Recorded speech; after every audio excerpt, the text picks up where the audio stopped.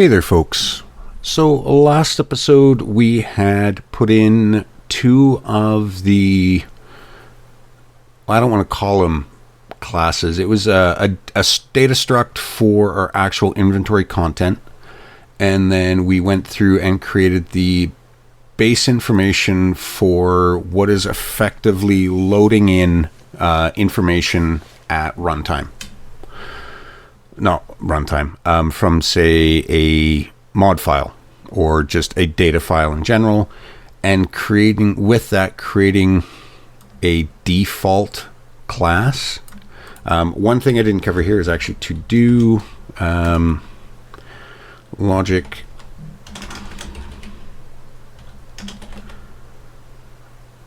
for loading in from a data file. This episode, I want to go through and start work on the actual component itself that's going to get added to the character. No, I don't want to see the output log. Compile failed. I know that one. New C++ class. So in this case, we're going to go actor component. Next. Same thing we had to do last time. We're going to select the new inventory folder as our location. And the reason why I'm having to do this is, well, A, I'm recording these episodes back to back, and B, I want to, well, the editor wouldn't compile it. So this is going to be TFN for new inventory component. We're going to create class. Make sure. All right. And this is going to add it through to our solution in Visual Studio. I'm going to bring that up.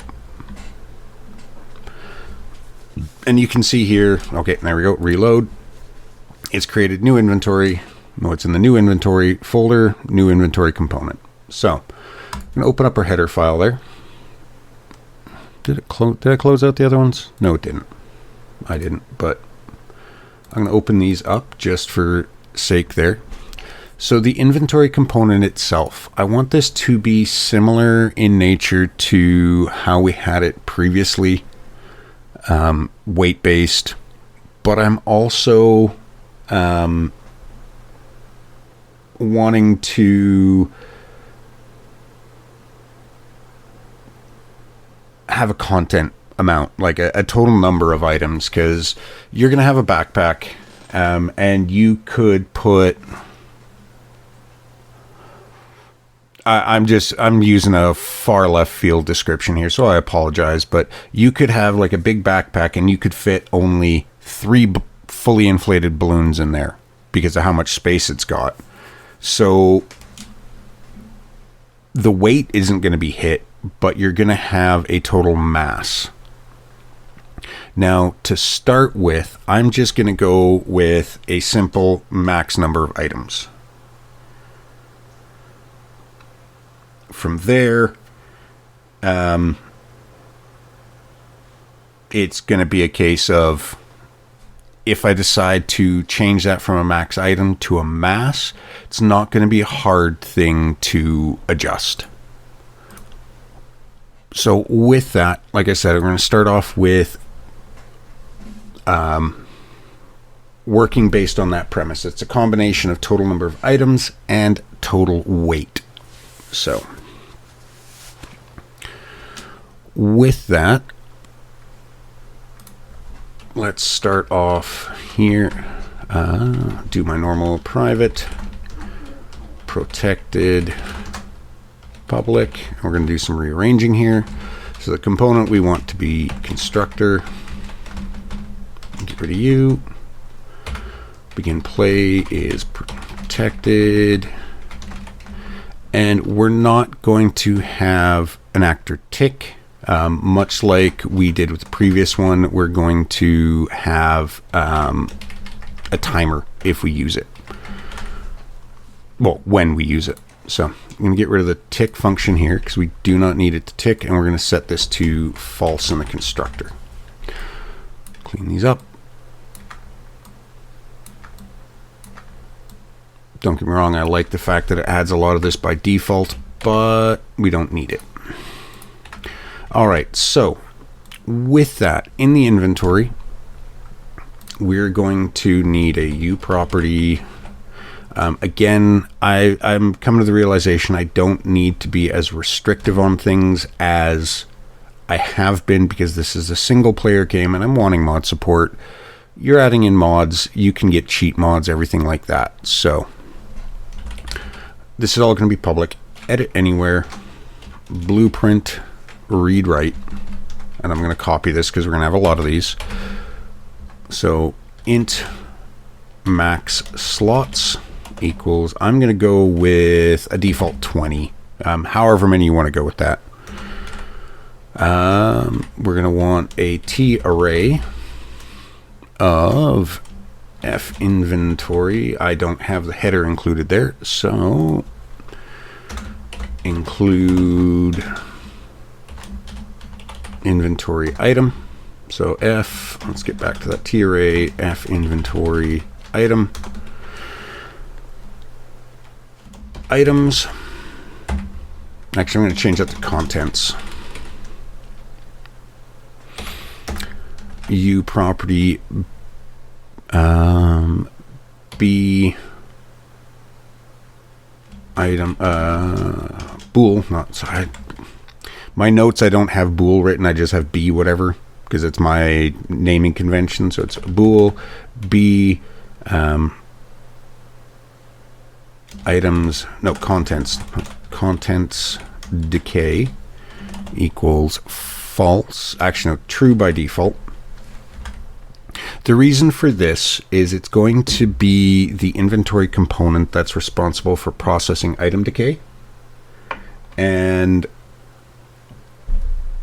say you've got, I'm going to use 7 days to die here as a good example. You've got your reward chests at the end, like you've got your, what is it? Hardened chests, stuff like that, that are at the end of your quest when you've cleared a building. Well, with that, you don't want those to decay, because the player, when they get spawned in, the player is at the POI, it takes them 45 minutes to go through it. You don't want things to have decayed worse than they were when they were spawned into the container, sort of thing.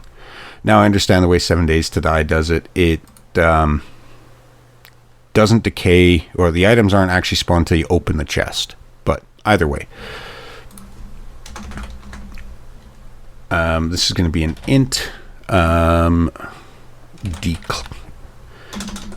content decay interval, and this is where, like I said before, you want it to be a prime number, so that you can group things into frequencies, because you don't want to have like 500 fridges, 50 fridges, 50 cabinets, all of these decaying at the same time. So you want to sort of group things. We are going to need, and this can be private actually, because F timer handle, and this is going to be decay timer handle. We got our begin play, yeah. What else do we need?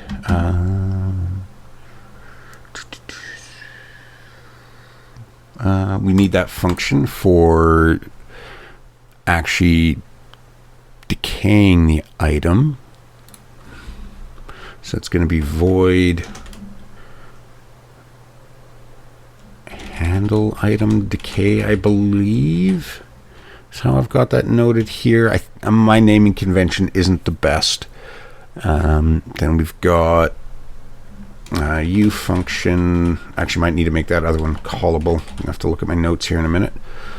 Blueprint callable. I'm going to copy these because you got a few of them. So bool add item, and then we want to take in a U item data. Do we have that? Nope, that's because I'm using the wrong name. That is this guy.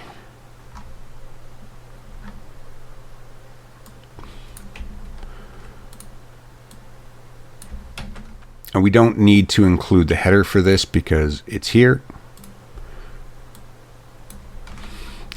Okay, this is pointer item, And then int quantity. Actually, I'm going to call this amount because then it's differentiated. Then we have another one, which is bool remove item. Helps if you haven't. I believe this is the same. My notes have the same stuff here, so I'm just going to do this. Remove item. And then this is where I hadn't really accounted for the drag and drop moving stuff. It was just from one inventory to another. All I had done was add in logic for adding something you picked up off the ground. So this was something else I covered in my planning. So this is another blueprint callable function.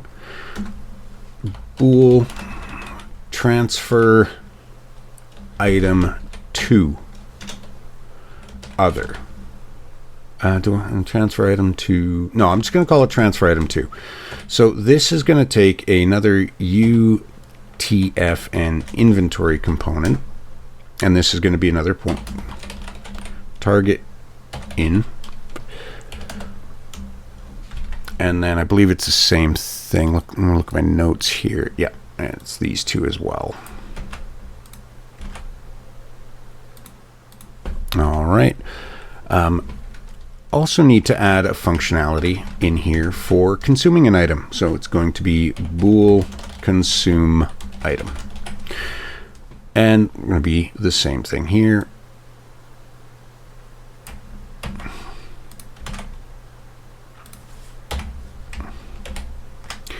All right, so we've got the basics in here. So I'm going to go through and do what we always do and create the definitions for all of these functions. And I have very sketchy, and by that I don't mean like dubious bad, I mean like really rough sketched out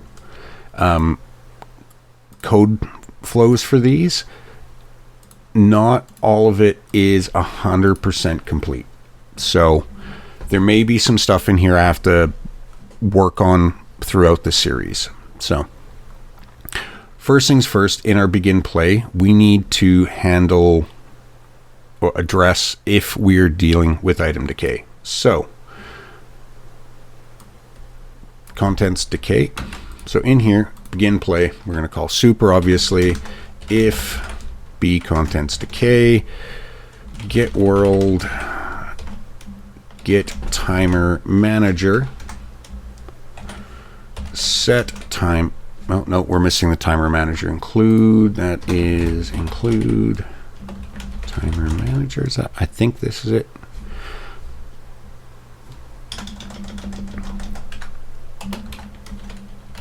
It is in our other inventory component, I believe. Logger clothing item.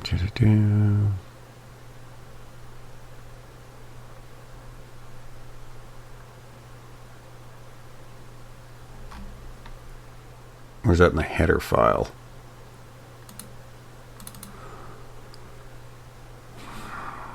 Where's that getting pulled in from? Okay, let's see if IntelliSense will include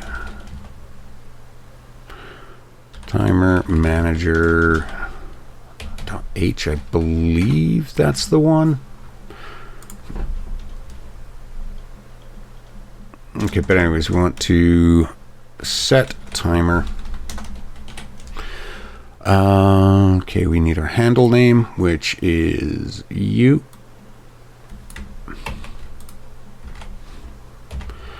We need to call back to this.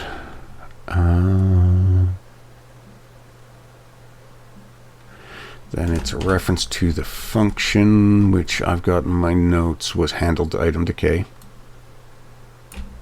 Okay. And then it was our frequency, which was content decay interval. And true.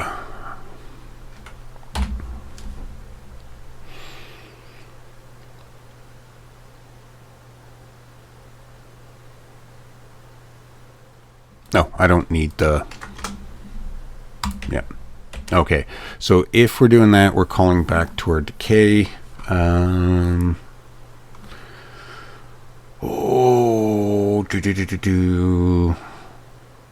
No, I'm going to rename this actually because I don't like handle item decay. This is going to be decay items.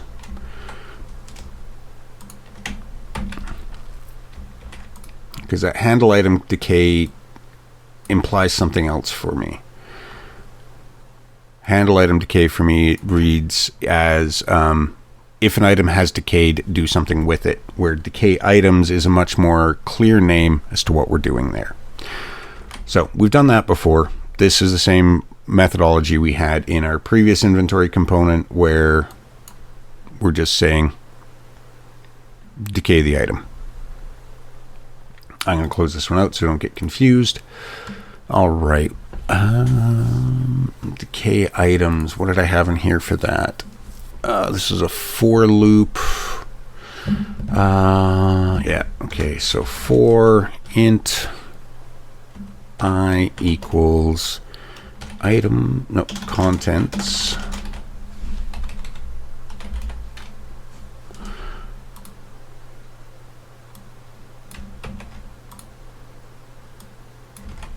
dot num -1. So to explain the reason for the -1 for anyone who's not sure, contents.num is a value that's going to return 0 if there is nothing, and say there's 10 items in there, it's going to return 10. Well, for loops work on a 0-based index where the first item is 0. Or sorry, the array item 0, if you have one thing in there, this will return 1, but the item's index is actually 0. So that's the reason for that. So as long as I is greater than or equal to 0, and we want to decrement I, not 1. Okay, so if contents dot I item data. Okay, so if we have an item in there and contents I item data has item decay and items, not items, contents. So this is one that I'm going to end up more than likely refactoring because you can see we're referencing the same thing 3 times.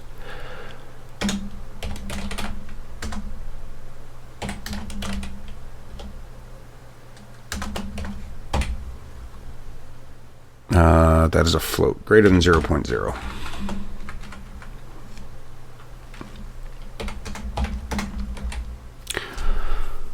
Okay, so to read through this, if our slot actually has item data, so this is basically a null point checker.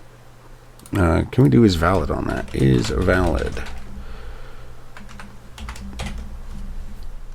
Yes, so if that's valid, and the item is able to decay, and its durability is above 0, we're going to process it. So in here, it's going to be do contents I dot current durability equals fmath max, I believe is the one I want here.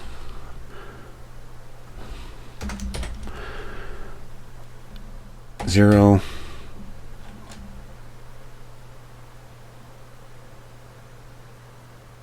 Oh, I never planned this one out. It's contents. I'm going to need to add something in there. I dot current durability minus fmath round. Oh no. Decay Did I miss something in here? Yes, I did. I missed a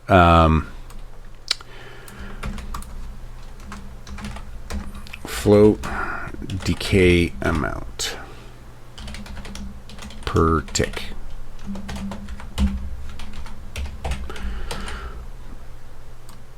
Okay, decay amount per tick. Let's go back to, nope, that's not where I wanted. That is, no, that is on the container. I want to do that because that's, if you have, that's the difference of, say, a fridge versus a freezer, things like that.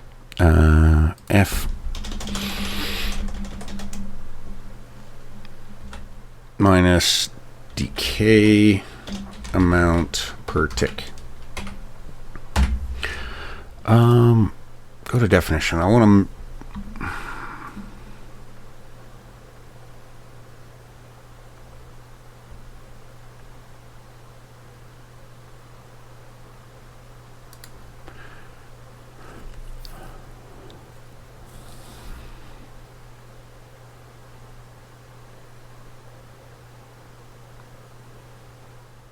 I don't like this.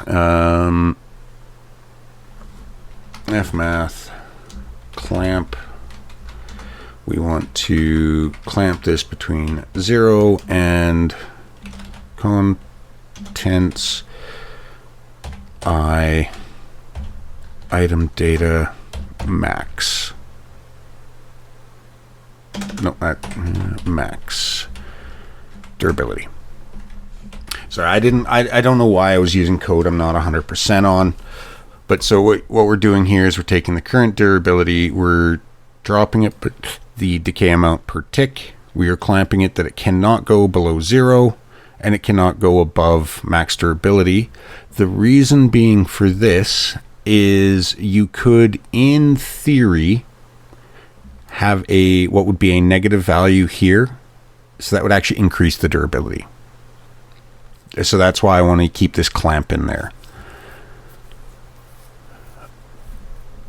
Okay, so now that that's done, we want to check if it's broken. If contents I dot current durability less than or equal to 0.005, less than 0.5%, or less than or equal to 0.5%. Actually, I'm going to do less than 0.005.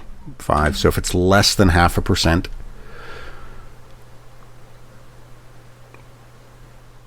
well, no, because we're doing a 100. I may have to adjust some of these values.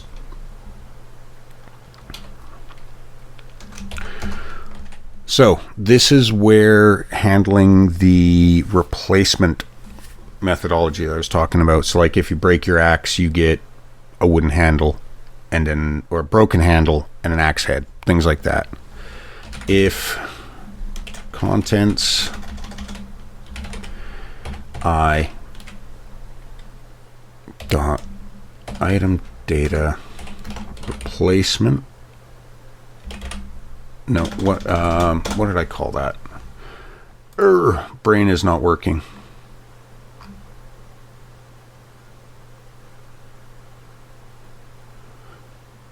On destruction replacement.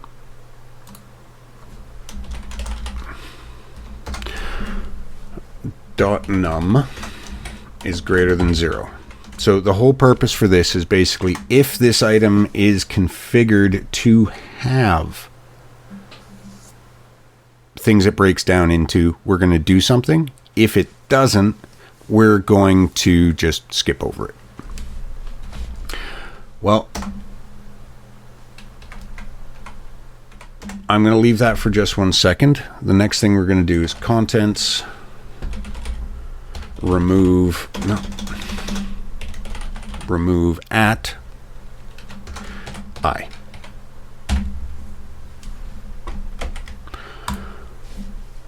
Okay, so what we're going to be doing here, this is going to be a for const.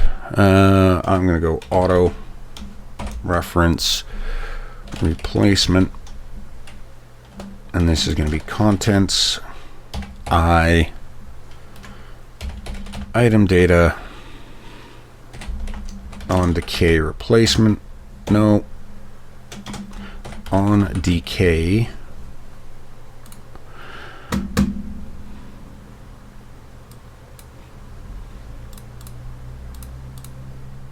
On destruction, sorry, not decay.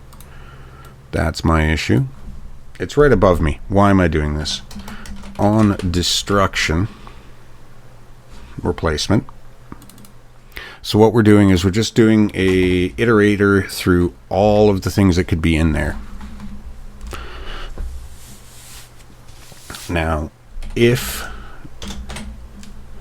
is valid, replacement dot replacement, that's, yeah, so that's our item.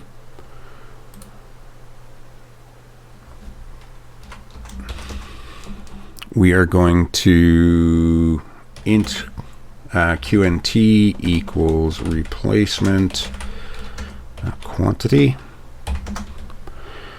add item, replacement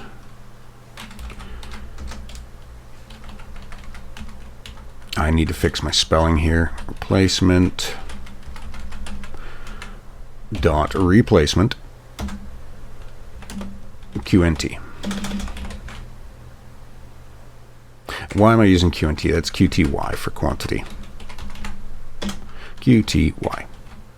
So just to step through, what this is going to do is,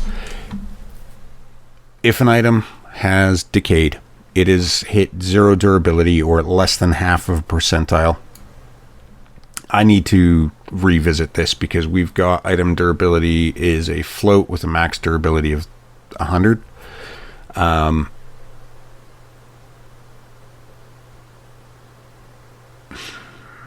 No, I'm going to actually change this. No, I'm not going to change it. I'm not going to change anything until we know this works, and then we'll do that in another episode. But I need to work on durability, so I'm going to put a to-do in here as well.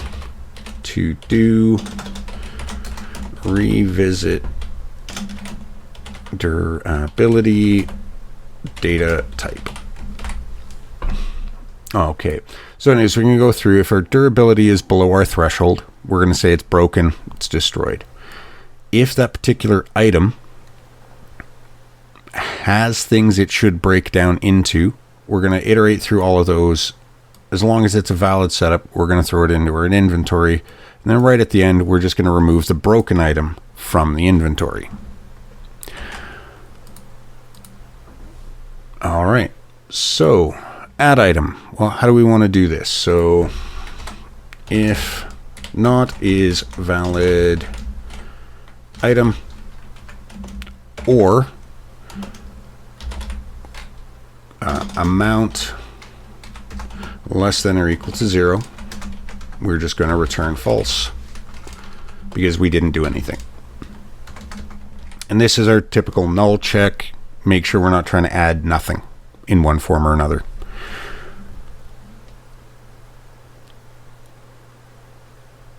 Next, okay, so it's for auto. I'm just going to use auto because it's easier. Auto reference item in contents. So for each item we've got in our inventory existing, if item, not it, if item, item dot item data is equal to, I'm using conflicting names here. I'm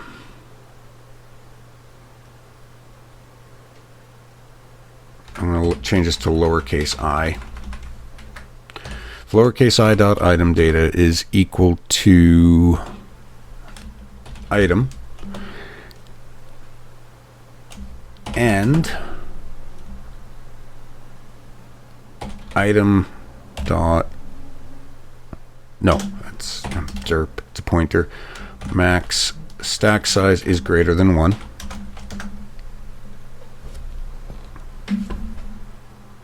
Who's messaging me now? Anyway, so if they're the same item and it's got a stack size greater than 1, int amount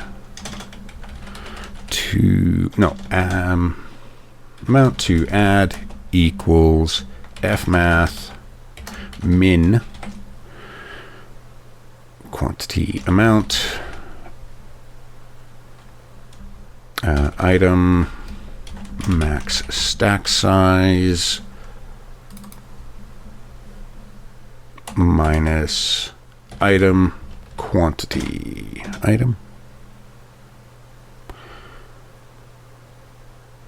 current quantity.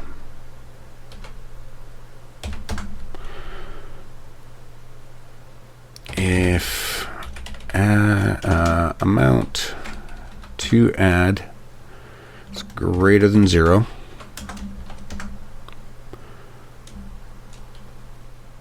item dot quantity current quantity plus equals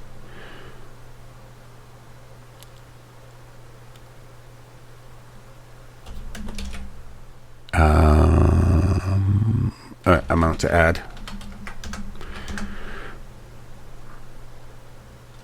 amount minus equals amount to add. So this is logic to add to an existing stack. And then if amount is equal to 0, actually I'm just going to put a catch-all. No, equal to 0. We want to return here because we've added everything to an existing stack. Now in here we want to do another check. If amount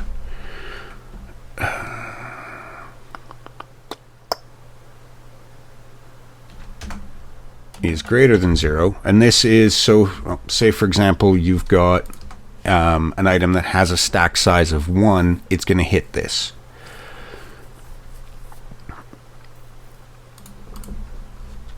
If amount is greater than 0, we want if actually I'm going to need to move this to up to the top. Actually, contents dot num is greater than or equal to, what do we call that? I should add this to the start. My notes are all over max slots.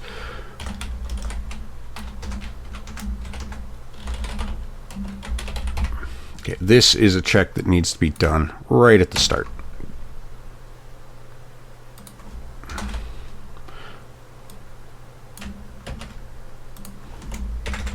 That's just some extra efficiency there.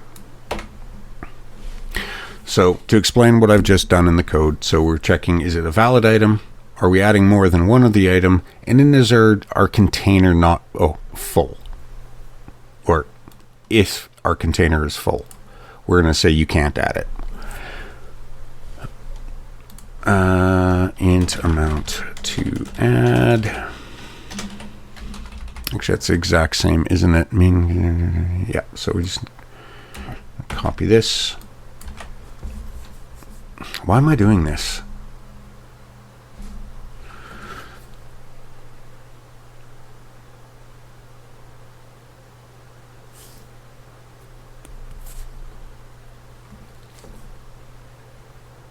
I'm trying to think why I'm doing this. Because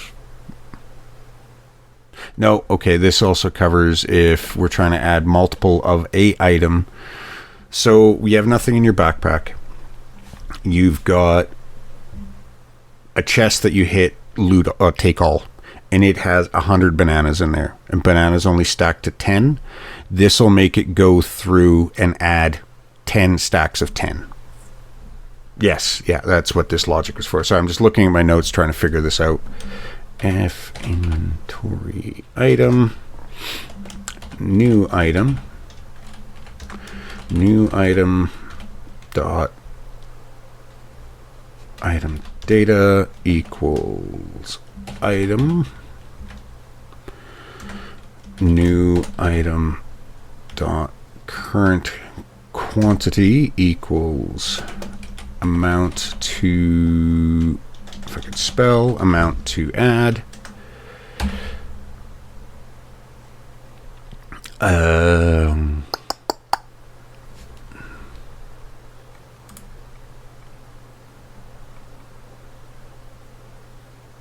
Yeah, I'm gonna have to figure out how to do this because actually no, transfer inventory does that. Sorry, I was like this doesn't cover item decay, and it might not actually. Current durability equals item max durability contents dot add new item.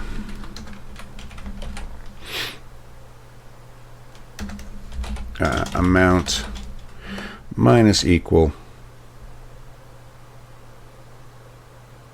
amount to add. So this also has a flaw in here.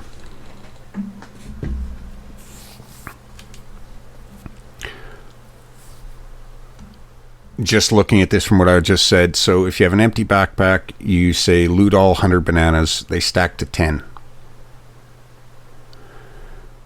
If the amount is greater than 0, we're going to add 10, and then the other 90 aren't going to get added.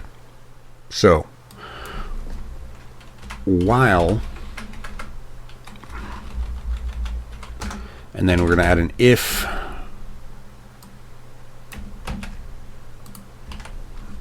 contents.max slot, we're going to break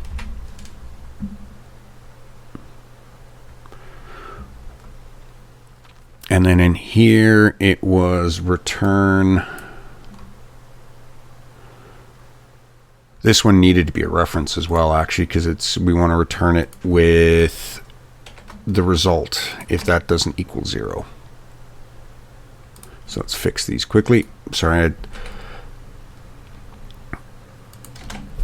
return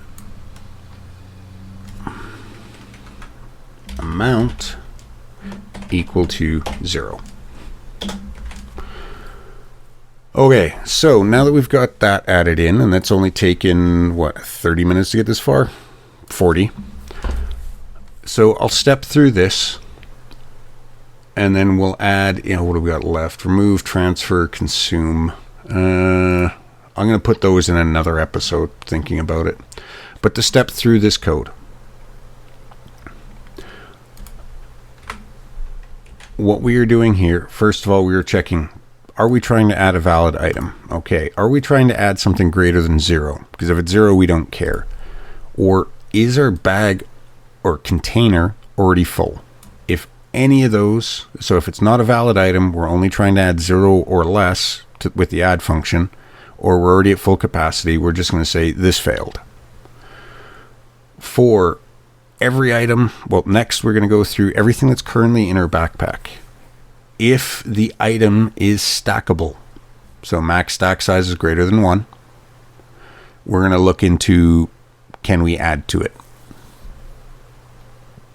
Int amount to add equals however many we are trying to add based off the max stack size minus the quantity.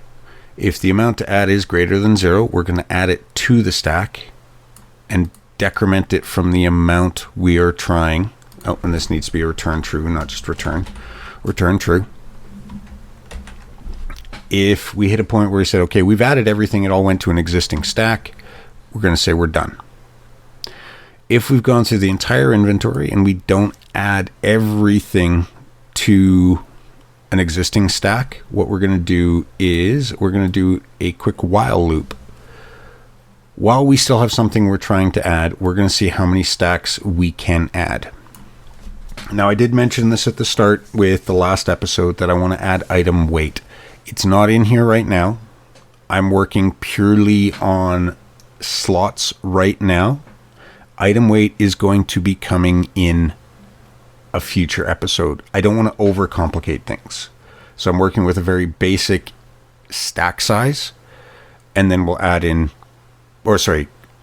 max stack, max content, and then we'll add weight into that after. But anyways, going through here, as long as we still have something to add, we're going to, again, figure out how many we are trying to add. So if, again, using 100 bananas, stack size is 10, this is going to come back at 10. We're going to create a new stack of bananas, saying we need to add 10. We're going to add that to our content. We're going to take that away from our amount, and we're going to do a quick check. Okay, if we are at our max slot size, because we've added in 5 stacks of bananas to a backpack that can only hold 5 items, we're going to say we're done. Otherwise, we're going to loop through it again and again until we have added everything. And then we're going to, at the end here, return, did we add everything? Amount is equal to 0. So, as I just mentioned, I am going to end this episode off here. For anyone who watched my last intermission, I'm going to be getting a lot more episodes out in a lot more quick succession for the next little while at least. So don't worry, it's not going to be a long time till you can watch the next part of this. 3-4 days, hopefully, depending on when this one actually comes out. So, but as always, folks, thanks for watching. If you have any comments, questions, concerns, suggestions, please feel free to leave them in the comments below, or hop over on the Discord. There's a Discord link either in the description of the video or in the channel about information. Discord, I do tend to notice notifications there a lot better than I do YouTube comments. For some reason, YouTube Studio on my phone just does not give me notifications. I've gone through and checked. But anyways, folks, as always, thank you for watching, and I am going to see you in the next episode.